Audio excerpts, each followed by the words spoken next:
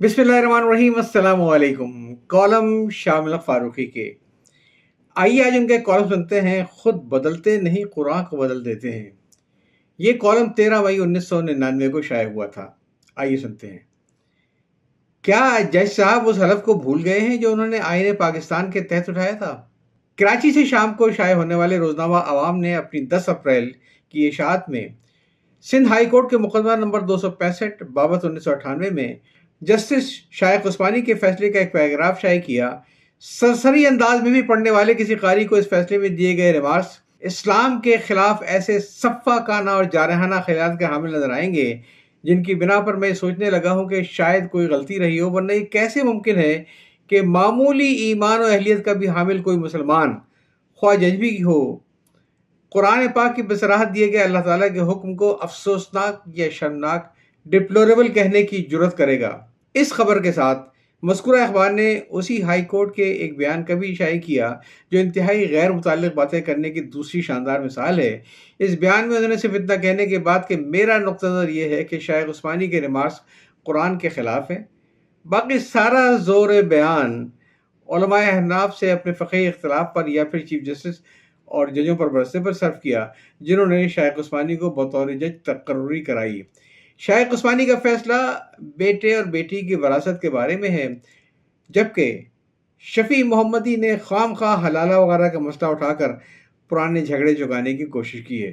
ये था वो पस मंज़र जिसे मैं ये सोच कर कि शायद कहीं कोई गलती हो रही है, मैंने उम्मत के मुतल्लिका सफ़े के इंचार्ज से गुफ्तगू हो जाने के बावजूद इस कज़िये पर कोई कॉलम न लिखा। कोई एक हफ्ता इस उम्मीद में गुजरा कि शायद दरमियान में शाइख उस्मानी साहब की तरफ से कोई तरदीद या वजाहत आ जाए, लेकिन काफ़ी वक्त गुजरने के बाद भी ऐसी कोई चीज़ सामने नहीं आई। इसके बरक्स कराची के हफ्ता तकबीर जिल्द 21 शुमारा 16 में इस फैसले की रो में शफी मोहम्मदी साहब का एक और तफसीली मज़मून शाया हुआ है, जिसके बाद मज़ीद इंतज़ार करना फजूल मालूम होता है। इस वाक़े का एक अफसोसनाक पहलू ये भी है कि शाइख उस्मानी साहब के फैसले की मुनासिब तशहीर नहीं हुई, बल्कि ऐसा मालूम होता है कि इसे न सिर्फ ये कि इरादी तौर पर छुपाया गया, बल्कि वकला की जरूरतमंद बरादरी भी ऐसे संगीन मसले पर नशस्तन व गुफ्तन व बर्खास्तन का मुजाहरा भी न कर सकी। यानी वो अपनी कौंसिल का कोई इजलास वगैरह बुलाने के बजाय शाइख उस्मानी साहब के फैसले की नकल किसी ममनू आदब पारे की तरह आम लोगों से छुपाकर एक दूसरे को देते रहे और निजी महफिलों में पढ़ पढ़ कर लुत्फ लेते रहे। मुलाजा कीजिए शफी मोहम्मदी साहब क्या लिखते हैं। गुज़िश्ता एक माह से यानी शाइख उस्मानी साहब के एक फैसले पर हमारी बरादरी के वकला में चेमुगैयाँ होती रहती हैं, लेकिन किसी में भी इतनी अखलाकी जरूरत नहीं थी कि इसके खिलाफ कोई वाज़ेह अल्फाज में अपना नुक्ता नज़र पेश करता। मुझे भी ये फैसला गुज़श्ता रात एक दोस्त ने दिया। इस फैसले के जो हिस्से काबिल एतराज़ समझा गया उसका ताल्लुक कानून वरासत से है, जिसके मुताबिक वालिदैन की जायदाद में लड़की का हिस्सा लड़के के मुकाबले में आधा होता है। मनकूला बाला इक़्तिबास से ये साबित होता है कि शाइख उस्मानी साहब के फैसले में इंतहाई काबिल एतराज़ रिमार्क्स वाला पैराग्राफ रोज़नामा अवाम को भी शफी मोहम्मदी साहब ने ही मुहैया किया था। बहरहाल अब चूँकि कई दिन और बल्कि कई हफ्ते गुजर चुके हैं और इसकी कोई तरतीब या वजाहत भी नहीं आई है, लिहाजा ये मान लेने में कोई कबाहत नहीं मालूम होती है कि ये पैराग्राफ वाकई शाइख उस्मानी साहब के ही फैसले का एक हिस्सा है। मज़कूरा पैराग्राफ का पहले असल अंग्रेजी में और फिर शफी मोहम्मदी साहब का किया हुआ तर्जुमा सुनिए। Indeed, the provision regarding female child is being entitled to half of the share of the male child is being subjected to the wrong interpretation by attributing immutability to it, and is being perpetuated only because of male chauvinistic attitude that pervade our society. Our religion, by giving half of a share to female only, lays down a lowest limit and not the highest. Seemingly, it would be possible for Islamic State through exercise of ijtihad to increase the female share. At least in one Muslim country, that is Turkey, male and female children have equal rights of inheritance. It is a paradox of our times that because of Islam has given full authority to women over her property as enshrined in Married Women's Property Act 1874, Act 3 of 1874, ironically enforced by British India by non-Muslim colonial rules, that such deplorable practices as aforesaid have arisen with regard to deprivation of the shares that they have rightly entitled to. अब शफी मोहम्मदी साहब का तर्जुमा। बिलाशुबा बच्ची का हिस्सा बच्चे के हिस्से के आधा होने के मुताल्लिक कवानीन का इतलाक इस दावे की गलत तशरीह का नतीजा है کہ یہ قانون ناقابل تبدیل ہے اور ہمیشہ رہنے والا ہے۔ اصل میں یہ دعویٰ نتیجہ ہے مرد پرستی کے اس مزاج کا جو ہمارے سماج میں سرایت کر چکا ہے۔ ہمارے مذہب میں عورتوں کے حد حصے کی جو بات کی گئی ہے وہ اس کی کم سے کم حد قائم کرنے کے لیے ہے، زیادہ سے زیادہ کے لیے نہیں ہے۔ اس لیے یہ ممکن ہے کہ کوئی اسلامی مملکت جو اجتہاد سے کام لے کر عورتوں کے حصے کو بڑھا دے۔ کم سے کم ایک مسلمان ملک یعنی ترکی ایسا ہے جہاں وراثت کے لیے بچوں اور بچیوں کے حصے برابر ہیں۔ ایک بات جو ظاہری طور پر ہمارے زمانے میں صحیح نظر آتی ہے مگر حقیقت طور پہ غلط پیشی آ رہی ہے، وہ ہے اسلام نے عورت کو جائیداد کے بارے میں شادی شدہ خواتین کی جائیداد کے ایکٹ 1874 ایکٹ میں بیان کردہ اصولوں کے مطابق پورا حق دیا ہے۔ اس کے متعلق انتہائی ناقابل نفرت انگیز انداز میں کہا جا سکتا ہے کہ اسے برطانوی ہند میں غیر مسلم نوآبادیاتی حکومتوں نے اس لیے نافذ کیا تھا تاکہ شرمناک ہتھ کنڈوں کے ذریعے عورتوں کو ان کی حصہ داری میں برابری کے حق کو، جس کا پہلے ذکر ہو چکا ہے، محروم رکھا جا سکے۔ منقولہ بالا پیراگراف سے یہ معلوم ہوتا ہے کہ شیخ عثمانی صاحب کے نزدیک مسلمانوں کو موجودہ قانون وراثت ہندوستان میں غیر مسلم نوآبادیاتی حکومتوں یعنی دوسرے الفاظ میں انگریزوں نے اس لیے نافذ کیا کہ ان شرمناک ہتھ کنڈوں کے ذریعے عورتوں کو برابری کے حق سے محروم رکھا جائے۔ غالباً لا علمی کا اس سے بڑا مظاہرہ کوئی ہو نہیں سکتا کہ کوئی شخص، خاص طور سے کوئی جج، یہ سمجھے کہ وراثت کا موجودہ قوانین اسلامی قوانین اور برطانوی ہند میں انگریزوں نے وضع کیا تھا۔ ہندوستان میں انگریزی عہد کی پوری تاریخ اس امر کی گواہ ہے کہ انہوں نے شخصی قوانین پرسنل لا یعنی نکاح، مہر، طلاق، خلا، نفقہ اور وراثت وغیرہ سے متعلق معاملات میں اپنی طرف سے کبھی کچھ نہیں کیا، بلکہ ہر مروجہ مذہب یا فرقے کے قوانین کو علی الاعلان ان کے پیروکاروں پر نافذ کر دیا۔ مثلاً ہندوؤں میں وراثت کی تقسیم ہندو قانون کے مطابق اور مسلمانوں میں وراثت کی تقسیم اسلامی قانون کے مطابق، حتیٰ کہ اگر جہاں کہیں ہے وہاں مسلمانوں کے مختلف فرقوں میں بھی کوئی اختلاف تھا تو وہاں بھی انگریزوں نے ہر فرقے کے لوگوں پر انہی کے فرقے کا قانون نافذ کیا۔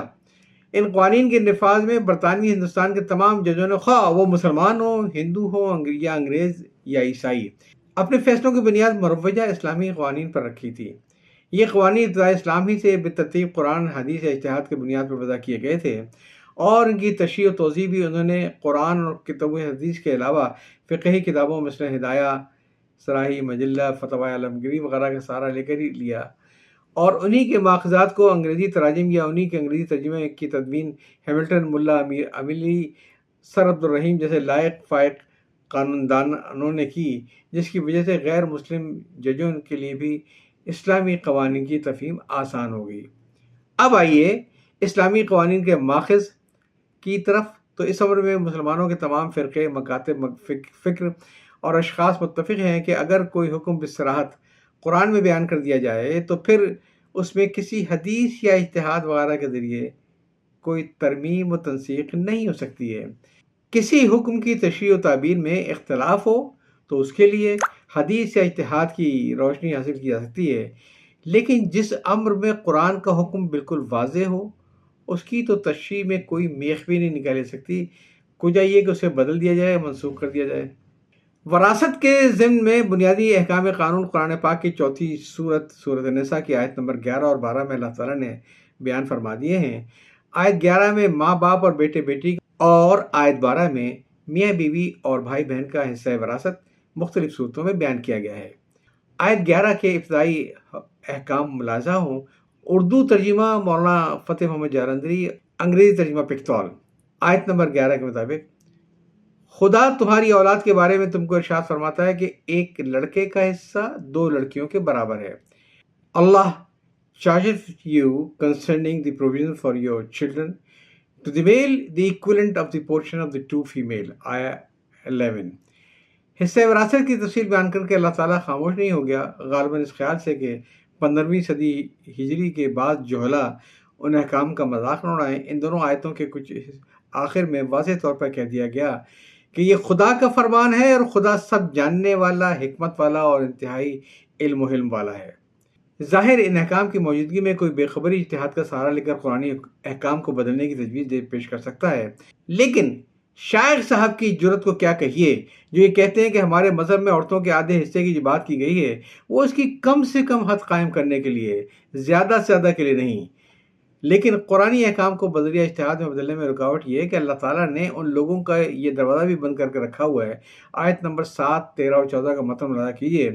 آیت نمبر 7 یہ کہتی ہے جو ماں باپ اور رشتہ دار چھوڑ دیں، تھوڑا ہو یا بڑا، اس میں مردوں کا بھی حصہ ہے، عورتوں کے بھی یہ حصے اللہ تعالیٰ نے مقرر کیے ہیں۔ آیت نمبر 13 میں ارشاد ہوا کہ تمام احکام خدا کی حدیں ہیں، جو شخص خدا اور اس کے پیغمبر کی فرما برداری کرے گا، خدا اس کو بہشتوں میں داخل کرے گا جن میں نہریں بہہ رہی ہوں گی، اور وہ اس میں ہمیشہ ہمیشہ رہیں گے، اور یہ ان کی بڑی کامیابی ہے۔ آیت نمبر 14 میں ارشاد باری تعالیٰ ہے کہ اور جو خدا اور اس کے رسول کی نافرمانی کرے گا، اس کی حد سے نکل جائے گا، اس کو خدا دوزخ میں ڈالے گا جہاں وہ ہمیشہ ہمیشہ رہے گا اور جہاں اس کو ذلت کا عذاب ہوگا۔ اللہ تعالیٰ کے ان واضح اور قطعی احکامات کی روشنی میں کیا کوئی شخص یہ کہہ سکتا ہے کہ یہ حدیں کم سے کم کی ہیں؟